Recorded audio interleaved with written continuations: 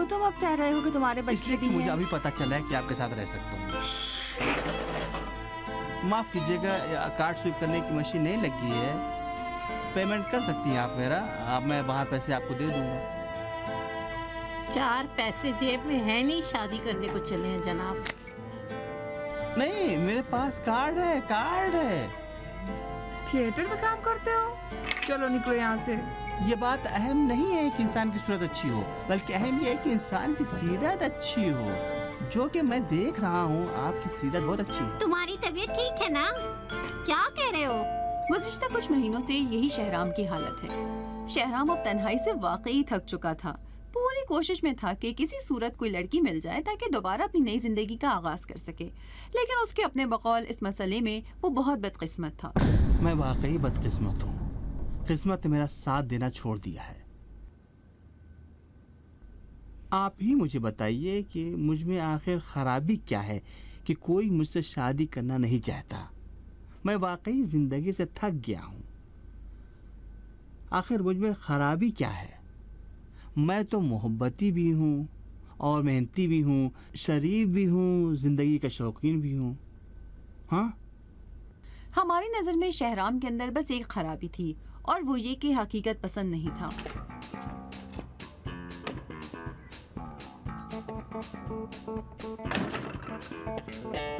शहराम एक खास डिप्रेशन का शिकार हो चुका था। अफसोस के साथ उसी छोटी सी मुश्किल के सबब हम भी उसके लिए कुछ कर नहीं पा रहे थे।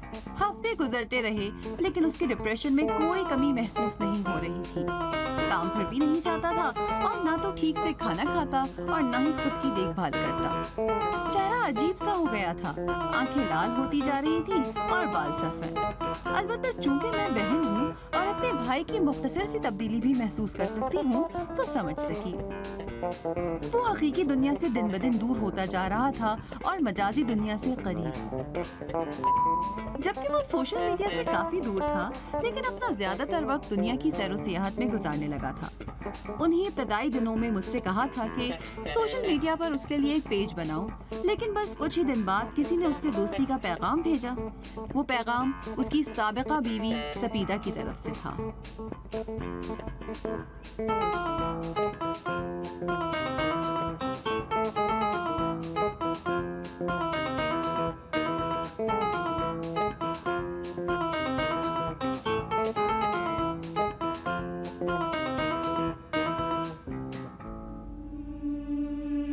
अस्सलाम वालेकुम, बहुत शुक्रिया जो मेरी दोस्ती की पेशकश को कबूल किया। कोई बात नहीं।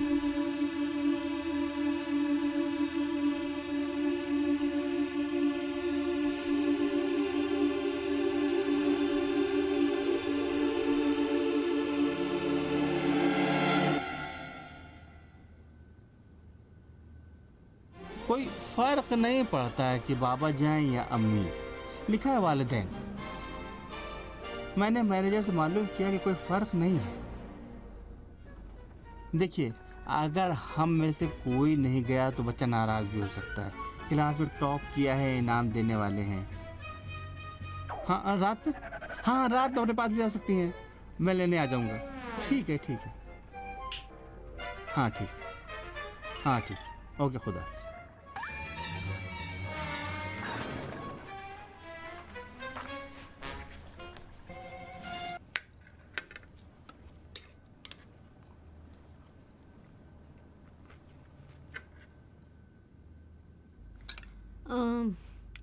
ओ शहराम, मैं कहती हूँ तुम बहुत अच्छे इंसान हो, अच्छे भी हो, मोहब्बती भी। मैं तो समझती हूँ जिन औरतों ने तुम्हें शादी के लिए मना किया उनमें खुद ही कोई खराबी होगी। मैं वाकई ऐसा समझती हूँ, वरना तुम तो ऐसे मर्द हो जिससे हर औरत शादी की आरज़ू करती है। तो क्यों मुझे इजाज़त नहीं देती कि मैं उनकी आरज़ू को पूरा करूँ? अरे मुमकिन है वो उन औरतों में ना हो ना, वो जो शादी के लिए मना कर रही है वो उन औरतों में शामिल नहीं है। लेकिन आपने कहा हर औरत। हाँ, लेकिन इस्लाह करती हूँ, हर औरत नहीं। ये मुझे खुश करने के लिए कहा है आपने? नहीं, अच्छा तो दूसरी तरह कहती हूँ। मैं समझती हूँ कि तुम ऐसे इंसान हो कि तुमसे बहुत सी औरतें शादी की ख्वाहिश करती हैं। अब ठीक है ना, बिल्कुल सही वो अच्छा, ये बहुत सी औरतें मतलब कितनी फीसद? फीसद तो नहीं बता सकती, लेकिन बहुत। नहीं, अगर तकरीबन अंदाजा लगाना चाहें तो फिर भी कितनी फीसद होंगी? अरे ऐसे कैसे कहा अरे जा इसमें सकता मुश्किल है? क्या है? देखिए, बहुत आसान है। देखिए, अब तक मैंने 17 लड़कियों से रिश्ता मांगा, उनमें से सबने इनकार कर दिया। इसका कितना फीसद बनता है? नहीं ना, परसेंटेज तो सब मिलाकर कहा जा तो सकता आप है। भी सब मिलाकर परसेंटेज निकाल लें। 17 लड़कियों का कितना परसेंटेज बनता है, बताइए। नहीं ना, देखो तुम गलत जोड़ रहे हो। इस तरह नहीं होता है। 17 लड़कियां कुल मिलाकर थोड़ी होंगी, कुल मिला के उससे कहीं ज्यादा होना चाहिए। ये तो उसका कुछ ही हिस्सा होगा। अरे 17 कुल मिलाकर हैं। मैंने उन सब से रिश्ता मांगा, सबने इनकार कर दिया। ये बहुत आसान है, समझती क्यों नहीं है सब बात? नहीं ना शहराम भाई, आप ऊपर जान का मकसद नहीं समझ रहे। इनका मकसद ये है कि परसेंटेज ज्यादा का हिसाब लगाते हैं। मतलब कम से कम 100 लड़कियां तो हो। कम से कम। अब सोचो कि अगर 70% लड़कियां आपसे शादी करना चाहती हों, मतलब ये हुआ कि उनमें से 30 ऐसी होंगी जो आपसे शादी नहीं करना चाहेंगी, जो कि उनकी बहुत बड़ी गलती है। उनसे हमें कोई काम नहीं। आपने 17 लड़कियों का हाथ मांगा है, ये लड़कियां उन 30 लड़कियों में से हैं। वो 30 लड़कियां जो आपसे शादी नहीं करना चाहती। शाबाश, यही ना। अब तुम्हारी किस्मत यही है कि ये 17 लड़कियां वही 30 लड़कियों में से हैं जो पहले ही तुम्हें मना करने वाली थी, और तुम यही मामूली बात नहीं समझ पा रहे हो और डिप्रेशन के शिकार हुए जा रहे हो। ये हंस क्यों रही हैं? मतलब ये कि मुझे 100 लड़कियों से रिश्ता मांगना पड़ेगा तब जाकर के परसेंट निकलेगा? अरे तुम्हें परसेंटेज से मतलब है या लड़की अरे आप से? ही तो कह रही हैं। हमारे दिल की बात सुनो ना, जाओ वही सफीदा से शादी कर लो। सफीदा? हाँ सफीदा, तुम तो जानते हो मुझे ज्यादा पसंद नहीं है, लेकिन ये समझती हूँ कि वो वही लड़की है जो तुम्हें बर्दाश्त कर सकती है। समझ सकती है। समझना भी तो एक तरह का बर्दाश्त करना ही हुआ। नहीं, दोनों में बहुत सही। फर्क है। फूफी सही कह रही हैं। देखिए सफीदा वो वाहिद लड़की है कि जो आपके साथ रह सकती है। रह सकती है? क्या मतलब? मैं भी इंसान ही हूँ। नहीं, मेरा मकसद ये है कि सफीदा अच्छी खातून है। आप दोनों फिर से एक नई जिंदगी का आगाज कर सकते हैं। माजियार के लिए भी इस तरह अच्छा है। ठीक है, अब ये बताइए कि आपकी नज़र में कितने फीसद इम्कान पाए जाते हैं कि सफीदा मेरे साथ दोबारा जिंदगी शुरू कर सकती है? शहराम, हम 17 लड़कियों का एवरेज नहीं निकाल सकते। एक लड़की को सामने रख कर कैसे निकालेंगे? नहीं ना, ये तो और आसान है। जिस एतबार से आप सफेदा के मिजाज को जानती हैं, बता सकती हैं कितनी उम्मीद है सफेदा मेरे साथ दोबारा जिंदगी मैं शुरू मैथ और करेगी? परसेंटेज निकालने में हमेशा कमजोर थी। जी, मैं भी हाँ, ये कमजोर बताइए हूँ। कि दूसरी तरीके से सफीदा उन 30% लड़कियों में होगी जो शादी के लिए इनकार कर सकती है, या उन 70% लड़कियों में जो शादी हम करना कह रहे हैं चाहेंगी? 70% 70% में है। हाँ, 70% में है। अब आप कितनी उम्मीद रख सकती हैं कि मैं दोबारा सफीदा के साथ शादी करना अरे चाहूंगा? शहराम भाई छोड़े भी ना, आप तो मुश्किल करते चले जा रहे हैं। नहीं नहीं, ये डिप्रेशन का मरीज नहीं है, सठिया गया है। नहीं, बहुत आसान है। हकीकत की दुनिया में कैसे मुमकिन है कि कोई 17 लोगों से रिश्ते मांगे लेकिन कोई एक भी शादी के लिए तैयार ना हो? तो फिर कैसे मुमकिन है वो उन 70% में से हो और उन 30% में से ना हो जो शादी के लिए तैयार नहीं है? देखिए, मैं इस लायक भी नहीं हूँ।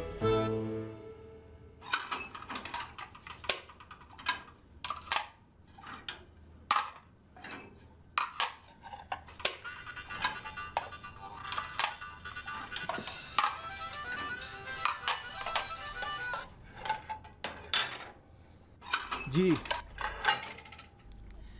अस्सलाम वालेकुम। फरमाइए। मैं खुद ही हूँ। जी जी, अस्सलाम वालेकुम। जी नहीं, कोई बात नहीं, फरमाइए। क्या हुआ? क्या हुआ? माजियार को क्या हुआ? कुछ नहीं, नहीं नहीं नहीं नहीं, मैं अभी पहुँच रहा हूँ। मैं भी आ रहा हूँ, मैं आ रहा हूँ अभी। खुदाफिज खुदाफिज। कौन था? क्या हुआ? माजियार है। माजियार ने स्कूल में लड़ाई की है। अरे नहीं,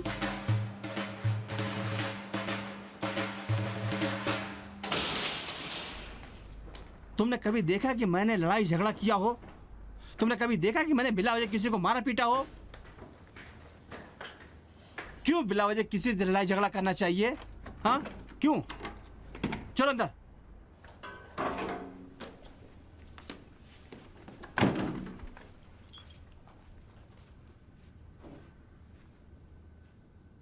चलो यूनिफॉर्म बदलो, क्यों खड़े हो? चलो जाओ यूनिफॉर्म बदलो।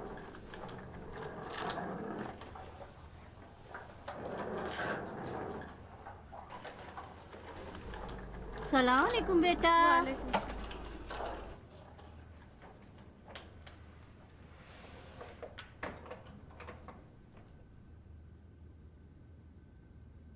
सलाम अलैकुम। क्या हुआ है, क्यों डांट रहे हो इसे? वालेकुम सलाम। उसका हक है, स्कूल में उसने किसी का सर फोड़ दिया। माजियार ने? हाँ। लेकिन माजियार तो ऐसा लड़का नहीं है। मुझे भी इसी बात पर गुस्सा आया। मुझे बिल्कुल अंदाजा नहीं था कि वो ऐसा काम कर बैठेगा। मैं पूछ रहा हूँ तो ऐसा देख रहा है। अरे तुम मुझे उससे बात करने दो। कोई फायदा ही नहीं है, कुछ बोल ही नहीं रहे। जिसने कसम खाई कुछ बोलेगा नहीं। तुम्हारे इस अंदाज से जाहिर है वो कुछ नहीं बोलेगा। बच्चों की जबान अपनानी चाहिए। मुझे उससे बात करने दो, देखती हूँ क्या कहता है।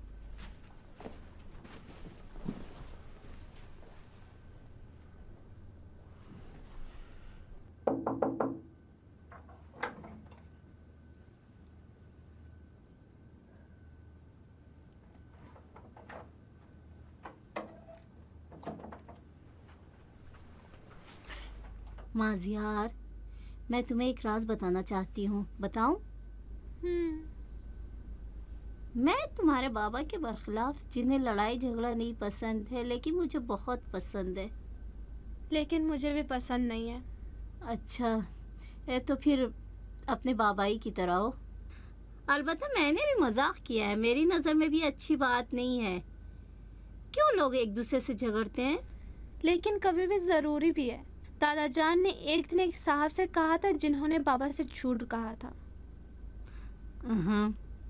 अगर दादा जान मरहूम ने ये बात कही है तो फिर ज़रूरी है। हाँ, कभी कभी ज़रूरी है। तुमने भी ज़रूरी समझा होगा तभी लड़ाई की होगी। मुझे बताओगे कि क्या हुआ है जो तुमने लड़ाई की है? मैंने लड़ाई नहीं की है, मैंने सिर्फ उसे धक्का दिया, वो खुद इस ज़मीन पर गिर गया। अच्छा, तो क्यों उसे धक्का देना पड़ा? वो इंटरवल में मेरे पास आया और कहने लगा, कैसे हो मेरे भाई? बस यही? जी, मैंने भी कहा ठीक हूँ, तुम बताओ तुम कैसे हो? तो फिर क्या हुआ? फिर हम दोनों साथ में क्लास में गए। हाँ, तो फिर क्लास में लड़ाई हुई होगी? नहीं, क्लास में भी चुपके से एक दूसरे को चिप्स देते रहे, बहुत हंसे भी, इसलिए टीचर ने हम दोनों को बाहर निकाल दिया। अच्छा, तो वहाँ तुम दोनों की आपस में लड़ाई हुई होगी कि तुम्हारा कसूर है कि तुम्हारा कसूर है? अरे नहीं ना, क्लास के बाहर भी हंस रहे थे। मैं कह रहा था कि मेरी गलती थी, वो कह रहा था कि मेरी गलती थी। माजियार बेटे, जैसे तुम सुना रहे हो इस तरह तो कुछ दिनों में तुम्हें नोबेल पीस प्राइज देना चाहिए। अरे उसे धक्का क्यों दिया? फिर लड़ाई हुई ना, लेकिन क्यों? शायद खुद ही गिर गया हो। हाँ नहीं, मैंने धक्का दिया था। अजीब हो, वहाँ तुम्हारे बाप परसेंटेज में मेरा दिमाग खराब किए थे और तुम यहाँ लड़ाई की कहानी सुना रहे हो।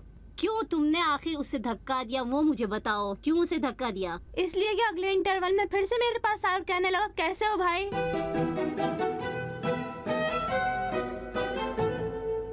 छोड़ो बेटा, बाकी मुझे खुद ही पता है। इसके बाद तुमने कहा होगा, मेरे भाई कैसे हो, फिर साथ में क्लास में चले गए होगे ना? जी, लेकिन आप कितनी समझदार हैं। हाँ, बहुत ज़्यादा समझदार हूँ। चलो उठो, जाओ अपने कपड़े बदलो और खाना खाने चले आओ। फूफी, हाँ आप जानना नहीं चाहती है क्यों मैंने उसे धक्का दिया? बेटा, मुझे तो लगता है तुमने धक्का नहीं दिया है, बल्कि वो खुद ही गिर गया है। नहीं, मैंने ही धक्का दिया था, क्योंकि वो मेरी दोस्तों से कह रहा था कि मैं और माजियार भाई भाई बनने वाले हैं। मेरे बाबा माजियार की मम्मी से शादी करने वाले हैं।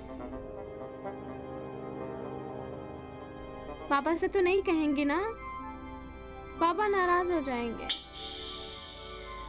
वो समझता है कि अगर तुमको पता चल जाए कि उसकी माँ शादी करने वाली है तो तुम नाराज हो जाओगे। मैं क्यों नाराज होगा? मुझसे क्या मतलब है भाई? ऐसी कोई बात ही नहीं है। अरे वो बच्चा है, इसीलिए वो ऐसा सोच रहा होगा। उसका हक भी बनता है, उसकी गैरत को ठेस पहुंची है। उसने सबके सामने ये बात कही है ना, इसलिए नाराज हो गया। शहराम, शहराम कहाँ हो? देखो, ध्यान देना, उससे पता नहीं चलना चाहिए कि मैंने तुम्हें बता दिया। ठीक है, फिर अगर दोबारा अगर उसने बात की इस बारे में तो आप उसको समझा दिएगा ताकि उसको समझ में आ जाए। क्या कोई मामूली बात है जो मेरी बात से समझ जाएगा? अरे लड़का है, गैरत है उसमें। गैरत क्या फूफी जान, गैरत क्या? उसे क्या पता गैरत क्या होती है। तो क्या पता होना जरूरी है, तभी गैरतमंद कहलाओगे। तुम्हारी तरह क्या भूल गए, फरजाद जब शीमा का हाथ मांगने आया था तो तुमने कितना हंगामा खड़ा किया था। तुम्हारा ही असर है उसके अंदर। फूफी आप ऐसा कह रही हैं, तुम्हारा असर जैसे वाकई मेरा बेटा हो। अब जो भी, क्या पता तुमसे सीखा है उसने। अरे खाना तैयार नहीं हुआ, मुझे भूख लगी है। आ गई बेटा, आ रही हूँ। तुम्हें ध्यान रहना चाहिए, उससे कुछ पता न चले। ठीक है ठीक है।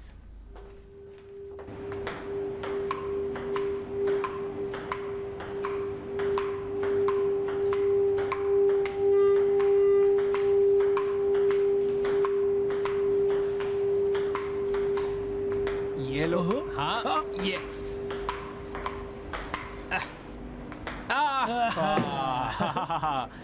ये हो गया ना 11-6 11-6 11-6 ना 11 वो तो 11-5 अरे तो वहाँ पहले आने था। से पहले 11-4 थे, अब 11-5 हुआ बस। नहीं नहीं 11-5 थे 11-6 हो गया अब। हाँ 11-6 है अब। क्या?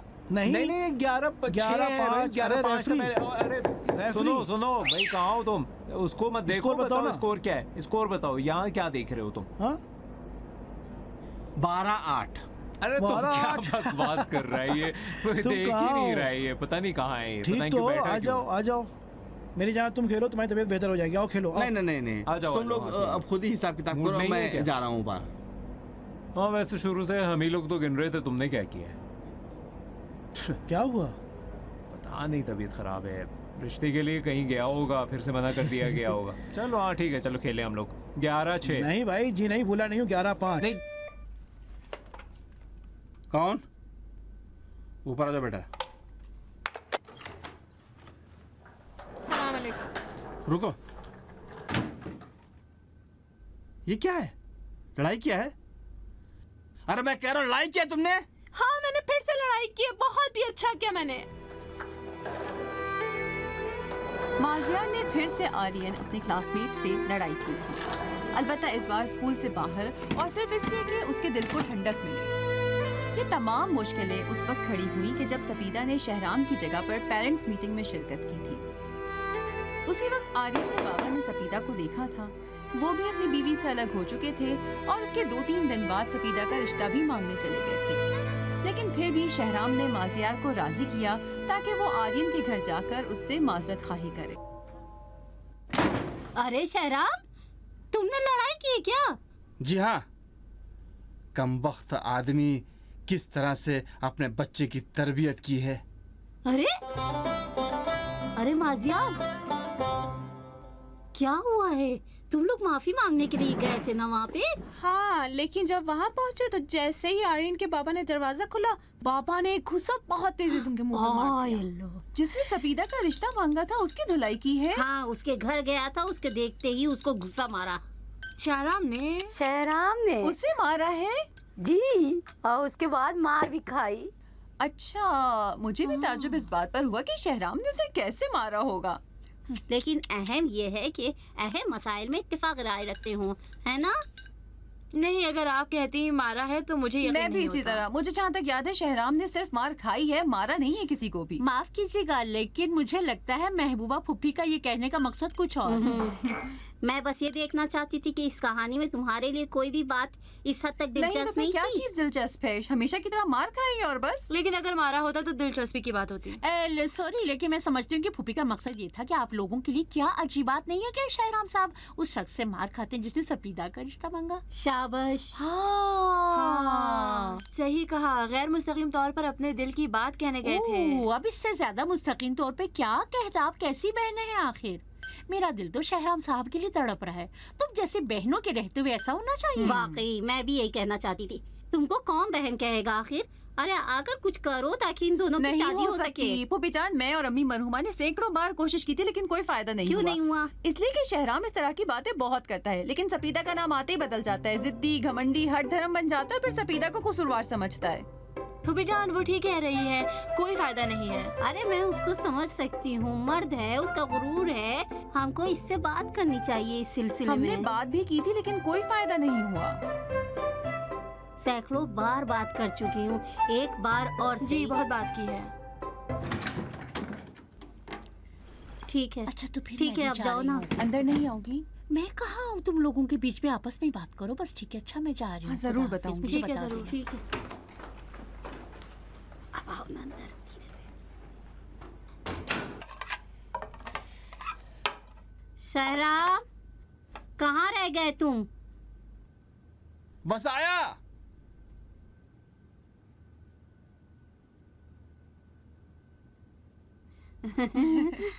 क्या हुआ, कोई काम है क्या?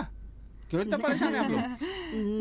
देखो शहराम, सुनो, हम एक अहम मसले के बारे में तुमसे बात करना चाह रहे थे, लेकिन वादा करना होगा कि पूरी बात गौर से सुनोगे, बाद में कुछ कहना, ठीक है? ठीक है, सुन रहा हूँ। क्या कहना चाहती हैं आप लोग?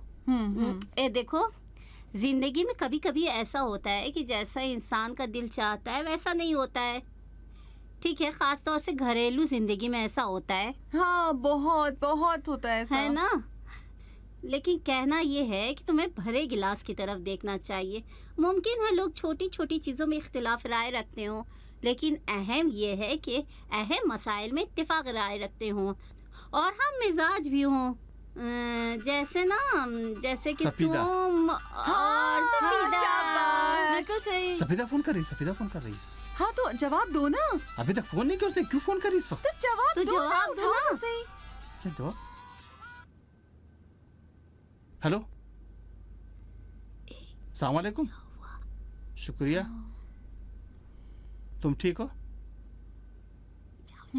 खैरियत? क्या हुआ? क्या बात है, जैसे कितना तमाम सही मसाइल वक्त चिल्ला रही है। हल हो रहे हो। ठीक से तो बोलो। हाँ, अच्छा किया, उनका हक था।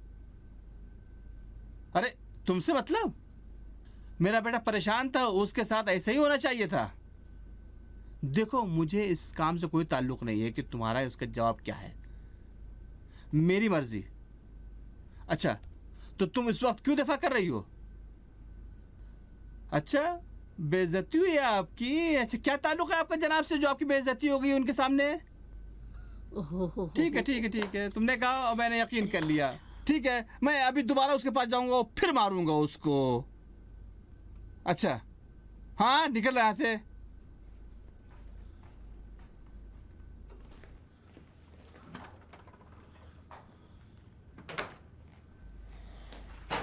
शहराम, अरे खुद को कंट्रोल करो ना। मैं कैसे खुद को कंट्रोल करूं?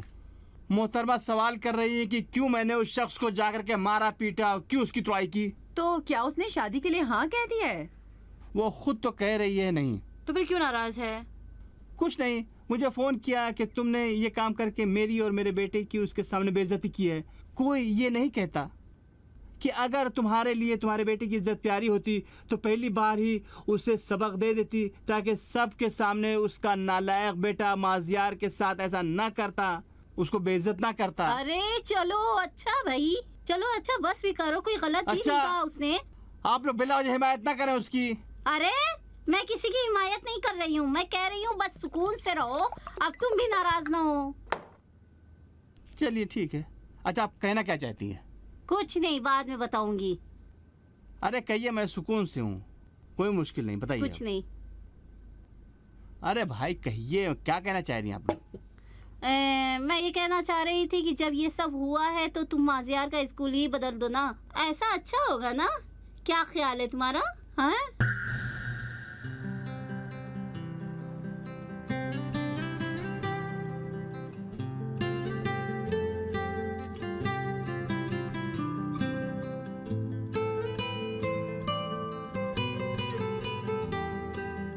अरे कुछ नहीं बेटा, सो जाओ, परेशान ना हो। मैं यहाँ पर हूँ ना तुम्हारे पास, सो जाओ। शाबाश, सो जाओ, शाबाश।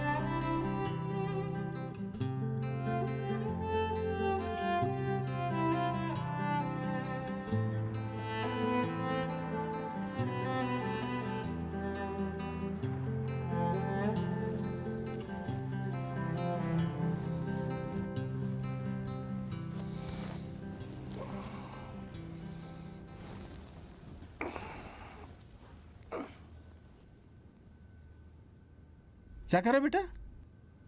मैं अम्मी के पास जाना चाहता हूँ। वहाँ तुम्हारे पास कपड़े नहीं है? ये सब क्यों उठा के ले जा रहे हो? मैं हमेशा के लिए उनके पास जाना चाहता हूँ। क्या मतलब, हमेशा के लिए? अगर अम्मी अकेली नहीं होंगी ना तो वो शादी नहीं करेंगी। तुम परेशान ना हो, वो शादी नहीं करेंगी। मुझे 2 बाबा नहीं चाहिए। तुम्हारे पास हमेशा एक ही बाबा रहेंगे और वो मैं हूँ। अगर तुम्हारी अम्मी शादी भी कर ले तो भी। अगर अम्मी आर्यन के बाबा से शादी करती तो इस तरह मेरे 2 बाबा हो जाएंगे। मुझे 2 बाबा नहीं चाहिए। लड़के मेरा मजाक उड़ाते हैं। अब मेरे पास आ जाओ, शाबाश आ जाओ मेरे पास। अपने बाबा की जान है। बाबा बेटा बताओ। अम्मी की शादी ना होने देना। मैंने ख्वाब देखा अम्मी ने आर्यन के बाबा से शादी कर ली है। मैं नहीं चाहता कि आर्यन मेरा भाई बने। वो अच्छा लड़का नहीं है। तुम परेशान ना हो, वो शादी नहीं करेंगी। तुम परेशान ना हो।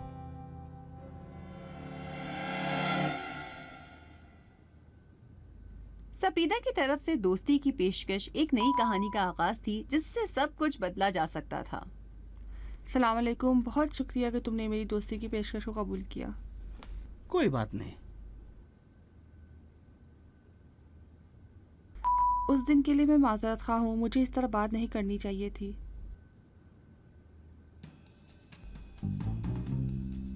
किस दिन? उस दिन के जब मैंने फ़ोन किया था और तुम्हारे और पालंदा साहब के साथ लड़ाई की वजह से तुमसे बहस हो गई थी। शायद तुम्हारा हक बनता था। शायद तुमने मसलहत समझी हो जो ऐसा काम किया था।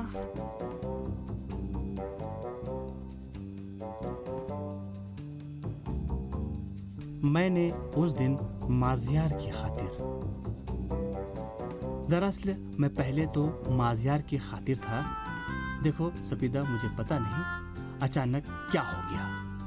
जब मैंने उसे देखा तो मुझे गुस्सा आ गया और खुद को कंट्रोल न कर सका।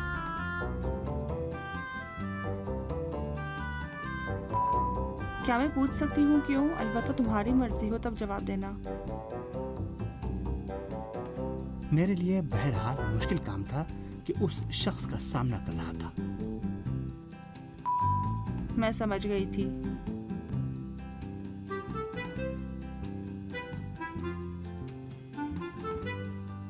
तो फिर फोन करके मुझसे लड़ाई क्यों की?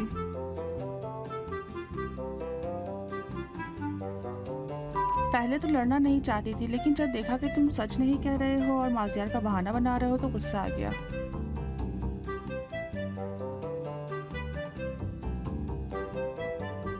मतलब अगर मैं तुम्हें वाकई कह देता कि देखो, कहीं तुम ये मत सोचना कि मैं चूंकि ऐसा कह रहा हूँ तो मेरा कोई मकसद है। तुम ऐसे क्यों हो गए हो शहराम? कैसे? अगर बता दूं तो नाराज नहीं होगे ना? मुमकिन है। तो फिर नहीं कहूंगी। नहीं कहो, नाराज नहीं होगा। क्यों तुम इस कदर जिद्दी और हठधर्म हो? कभी अपने दिल की बात नहीं की? मेरे पास इसकी वजह है। इसकी वजह सिर्फ बिलावजह का गुरूर है।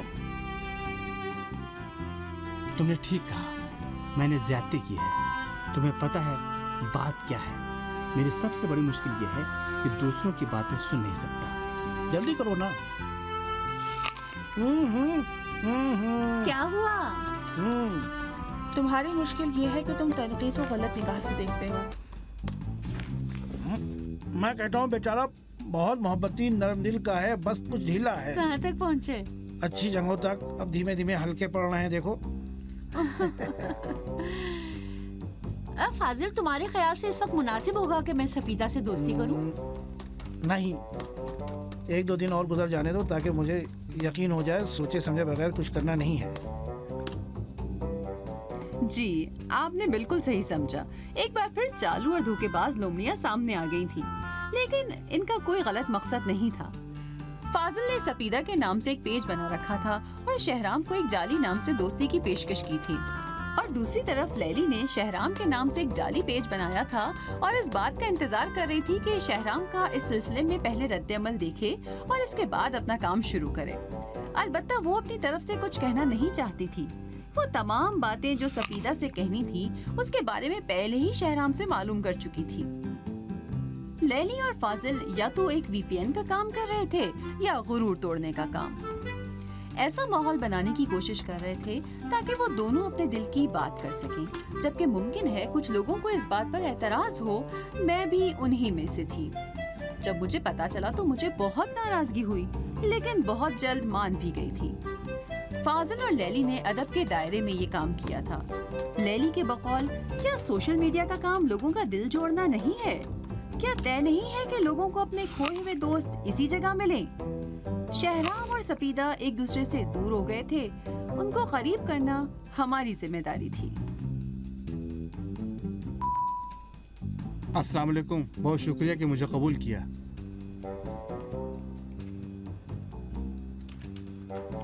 कोई बात नहीं। असल में उस दिन के लिए तुमसे माजरत खाई करना चाहता था। किस दिन के लिए? उस दिन कि जब तुमने फोन किया था, माफ करना गलत लहजे में मैंने बात की। तुम हक बजानिब थी। मुझे यकीन नहीं हो रहा है कि तुम ये बात कह सकते हो। क्या मैं तुम्हारी नजर में बहुत बेकार इंसान हूँ?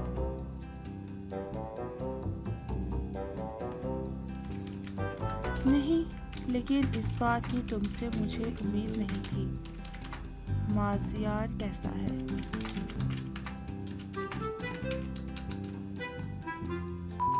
ठीक है, कुछ दिनों से तुम उससे मिले नहीं हो तो कुछ बेचैन है, उससे मिल लेना। ठीक है, जरूर। अब मैं क्या कहूँ, तुम्हारा मुझ पर बहुत हक है। मैं कभी इस बात के इंतजार में नहीं थी कि कोई मुझसे माफी मांगे। जानता हूँ तुमने हमेशा अपनी तवाज़ो और बड़प्पन का मुजाहरा किया है। नहीं पता, पहले मुझे खुद को संभालना होगा। मैंने उन्हें न सिर्फ हाँ कहा, बल्कि कभी दोबारा शादी के बारे में सोचा भी नहीं है।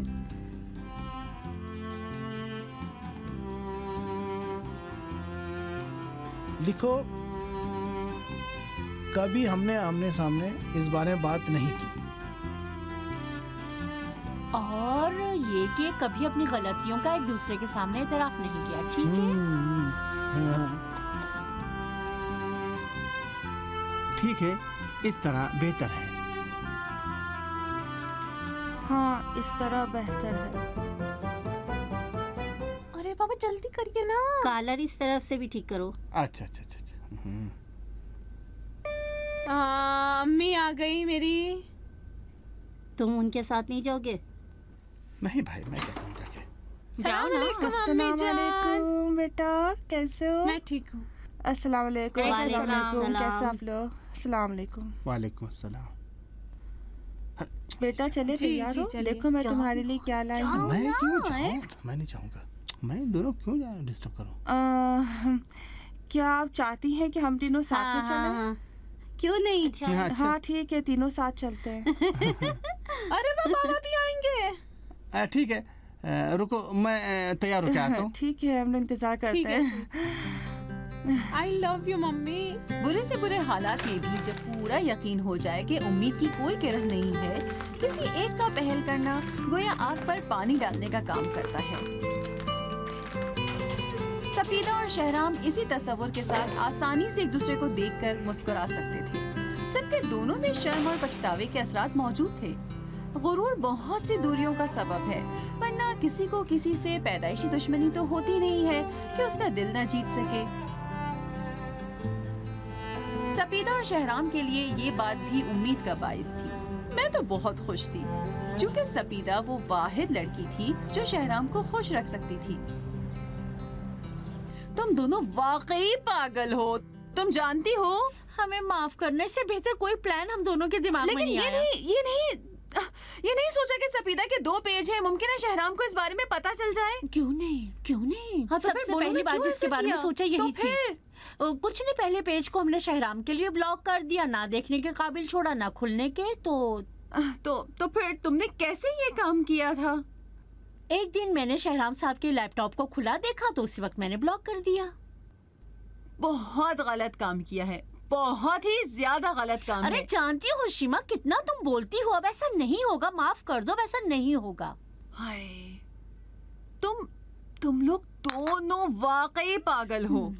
जानती हूँ, लेकिन याद रखना शहराम का भी पेज पूरे तौर पे डिलीट कर देना। पासवर्ड तो होगा ना? हाँ, मैंने ही पेज बनाया था। हाँ, उसका नाम हर जगह से डिलीट करना जरूरी है, वरना मजबूर हो जाएंगे वायरस डालने नहीं पे। नहीं नहीं नहीं नहीं नहीं नहीं नहीं। लेकिन अगर किसी दिन सपीदा का मूड बना और उसने चाहा कि वो लिखे हुए मैसेज शहराम को दिखाए, तो उस वक्त क्या होगा? हाय हाय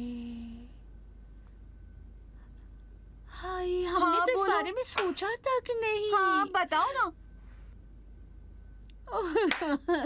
डरो नहीं, दोनों के प्लान के मुताबिक दोनों ने मैसेज डिलीट कर दिया। अब इस बारे में बात भी नहीं करेंगे। अच्छा, इसकी प्लानिंग की है तुम लोगों ने? हाय हाय बेचारी, मुझे लगता है कि वो हंग हो जाएंगी कि कौन सी बात सच्ची और कौन सी झूठी। ठीक है, मैं क्या कहूँ, तुमने जो किया वो सही किया। चाय पियो तुम अपनी।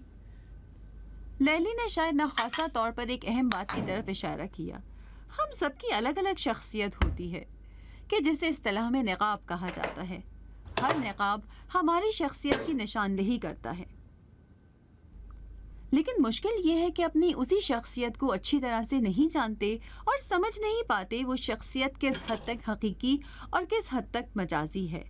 हमारा गुरूर, हसद, सच्चाई, रिया, दुश्मनी, दोस्ती, अजीब व गरीब ख्वाहिशें, वो तमाम चीज़ें हम अपनी ज़िंदगी के लिए बनाते हैं और ख़ुद को उसके लिए तैयार करते हैं। हम सब हकीकत और मजाज का निचोड़ हैं। सिर्फ वो लोग अपनी हकीकत को समझ पाते हैं कि जो खुद को अच्छी तरह पहचान लेते हैं। तो फिर शहराम और सपीदा के लिए कोई नई चीज रोनुमा नहीं हुई है।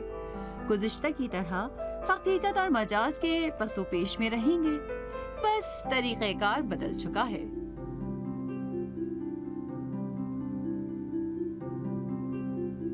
बेजा गुरूर बहुत सी मुश्किलों का बायस है। हम में से अक्सर लोग कोशिश करते हैं कि दूसरों का दिल टूट जाए, लेकिन हमारा बेजा गुरूर हरगिज न टूटे। जबकि कभी कभी गुरूर टूट जाने से इंसान की इज्जत दोबाला हो जाती है, लेकिन दिल तोड़ना सिर्फ नफरत और बदनामी का बायस बन सकता है। लेकिन इसके बावजूद हम दूसरों का दिल तोड़ने में ज्यादा खुशी महसूस करते हैं, लेकिन अपना गुरूर तोड़ नहीं सकते। मुझे लैली और फाजिल का तरीक़ाकार ज़्यादा पसंद नहीं आया।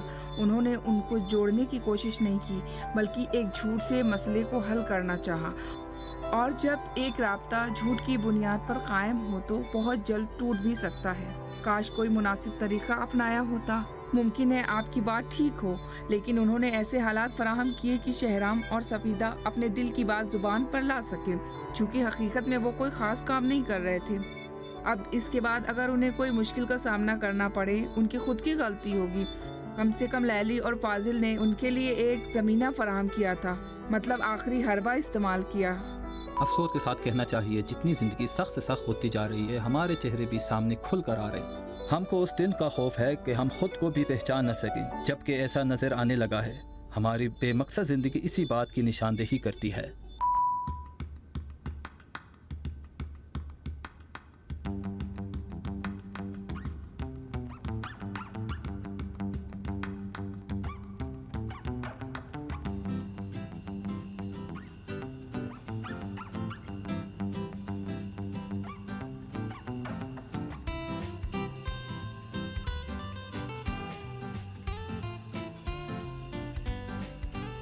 औरफा और बुजुर्गों के बकौल खुदशनासी के लिए खुद को तोड़कर दोबारा बनाना होगा। इश्क वो वाहिद चीज है कि जिसका इंसान सहारा ले सकता है। मुश्किल काम तो है, लेकिन नतीजा अच्छा होता है।